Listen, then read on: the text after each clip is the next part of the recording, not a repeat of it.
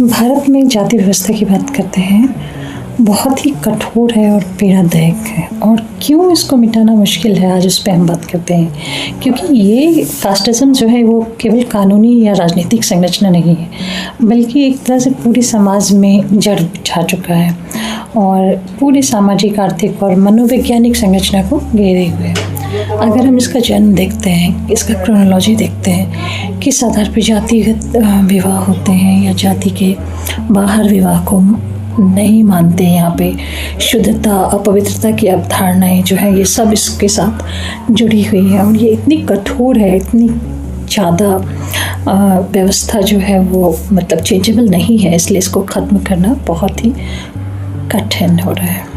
क्योंकि ये सामाजिक विभाजन ही नहीं है, एक पदानुक्रमित विभाजन है, जहाँ पे शीर्ष पर बैठे हुए जो लोग हैं वो विशेषाधिकार का आनंद लेते हैं, जबकि जो निचले स्तर पर बैठे लोग हैं वो कम अधिकार के साथ तुच्छ कर्तव्यों का पालन करते हैं।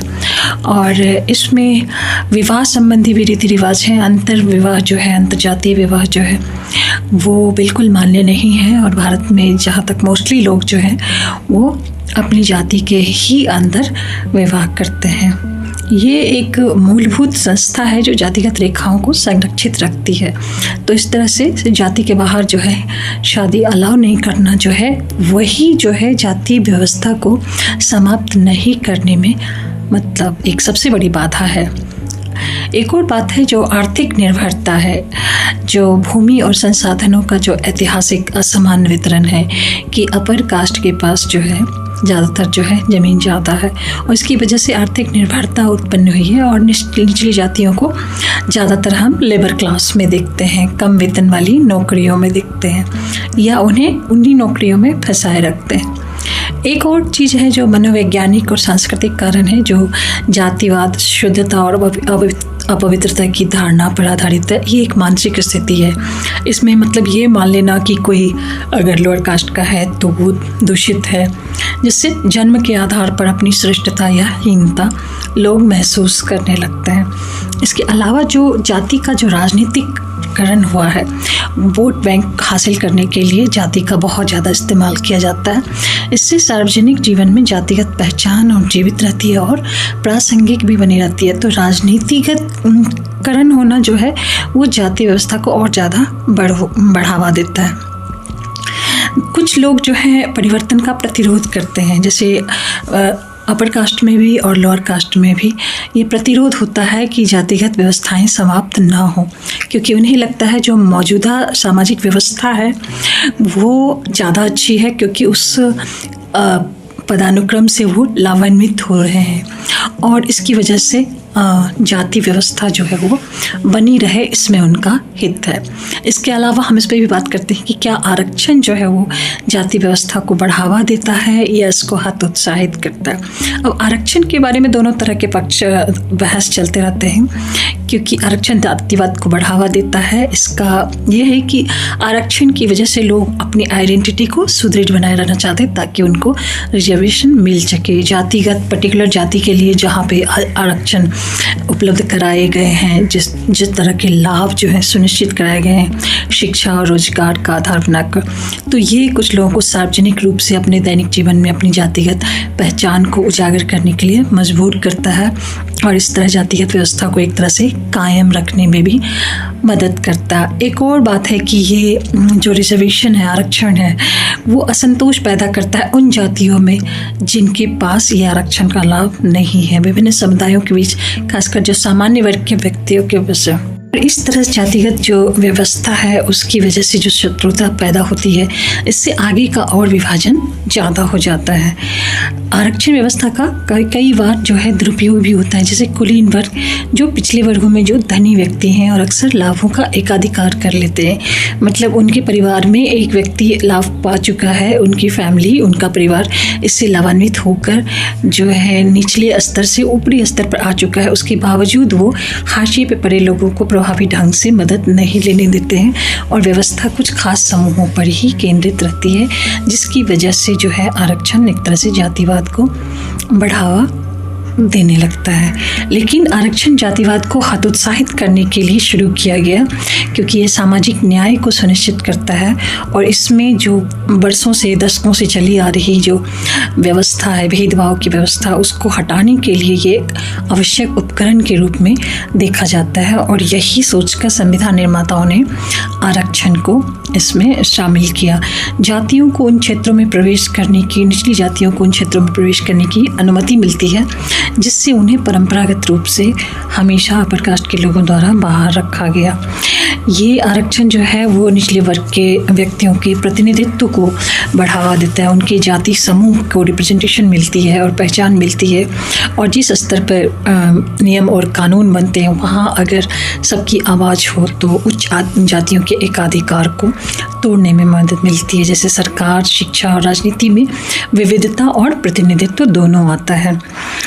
आरक्षण का एक और जो उद्देश्य है वो सशक्तिकरण और अपलिफ्टमेंट है, उत्थान है। जो हाशिए पर पड़े समूह हैं, जो पुअर हैं, बैकवर्ड हैं, निचले स्तर पर हैं, उनकी आर्थिक और सामाजिक स्थिति में सुधार करके और इसके उद्देश्य पर विशेषाधिकार देकर वंचितों के बीच में खाई को कम करना था।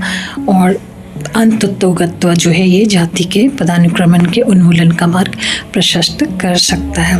तो ये आम सहमति है कि आरक्षण प्रणाली जो है वो एक दीर्घकालिक बीमारी का अस्थायी उपचार है और छोटी सी अवधि में भी पहचान के लिए जाति के उल्लेख को ये सुदृढ़ तो कर सकती है, लेकिन इसका जो लॉन्ग टर्म एम है वो है कि समतावादी समाज का निर्माण हो जहाँ पे कोई ऐसा भेदभाव जो हो जातिगत रंगगत ना हो। मूल मुद्दा ये है कि जब तक जातिवाद मौजूद है आरक्षण आवश्यक है। फिर भी ये जाति की गहरी जड़ी जमा चुकी जो मानसिकता है उसको पूरी तरह से आरक्षण समाप्त नहीं कर सकता है। तो सिर्फ आरक्षण जो है वो पर्याप्त नहीं है भारत के नस्ली भेदभाव को।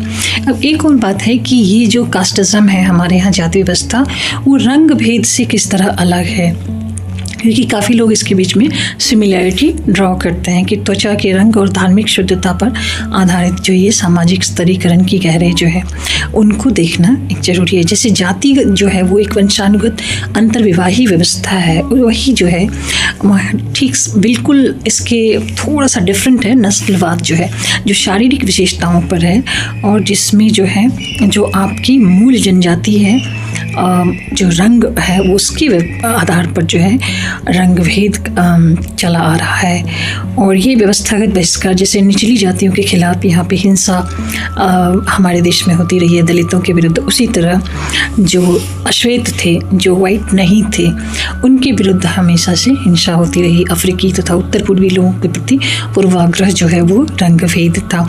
हालांकि संवैधानिक संरक्षण और सकारात्मक कार्रवाई मौजूद है, लेकिन फिर भी जाति आधारित राजनीति और सामाजिक पूर्वाग्रह जो है अभी भी प्रबल बने हुए हैं, जिसकी वजह से भेदभाव का एक जटिल नेटवर्क जो है विकसित हो जाता है और उसको हटाना पूरी तरह से बिल्कुल असंभव हो जाता है। जातिवाद जो है प्राचीन काल से चली आ रही एक कठोर वंशानुगत और पदानुक्रमित सामाजिक व्यवस्था है, जिसमें विवाह जो है और व्यवसाय दोनों जो है जाति के आधार पर निर्धारित होते हैं। इसको परंपरा द्वारा पवित्र माना जाता है और इसमें अक्सर अस्पृश्यता आ जाती है, अनटचेबिलिटी आ जाती है कि किसी को टच करने पर जो है वो अशुद्ध हो जाएगा। और नस्ली भेदभाव देखें, गोरा बनाम काला, ये त्वचा के रंग पर, जातीय मूल पर और विदेशी मूल पर केंद्रित था।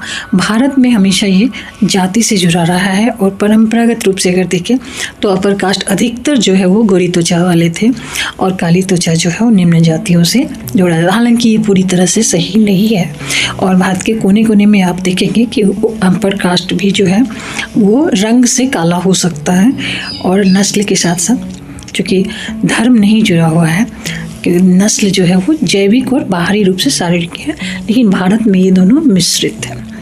प्राचीन वैदिक काल में जो है 4 प्रकार की वर्ण व्यवस्था का जिक्र किया गया है, ब्राह्मण से लेकर शूद्र तक, जिसकी उत्पत्ति के बारे में विभिन्न कहानियाँ बनाई गई हैं कि दस्युओं द्वारा रंग के आधार पर भेद किया जाता था, कैसे देवता से उत्पन्न हुए हैं आर्य और कैसे शूद्र जो है वो कुछ और चीज़ों से पैदा हुए हैं। जाति व्यवस्था को संहिताबद्ध किया गया था, लेकिन ये ब्रिटिश शासकों ने किया था प्रशासनिक उद्देश्यों के लिए, और उन्होंने इस पे लागू किया जो पश्चिमी नस्लीय जो पॉलिसी थी, उनकी नीतियाँ थी, और उसकी वजह से जो है विभाजन और ज़्यादा बढ़ गया। लेकिन जब हम स्वतंत्रता के बाद की बात करें, संविधान बनने के बाद, तो उसमें 1950 में अस्पृश्यता को अनुच्छेद 17 के आधार पर समाप्त कर दिया गया, और अनुसूचित जाति को SC कहा गया, अनुसूचित जनजाति को ST, और इनके लिए आरक्षण की शुरुआत की गई, जो एक सकारात्मक कार्रवाई थी। जो वर्तमान स्थिति है, शहरी क्षेत्रों में रूढ़िवादिता में काफ़ी कमी आई है, कास्टिज्म जो है काफ़ी कम हुआ है, लेकिन ग्रामीण क्षेत्रों में अभी भी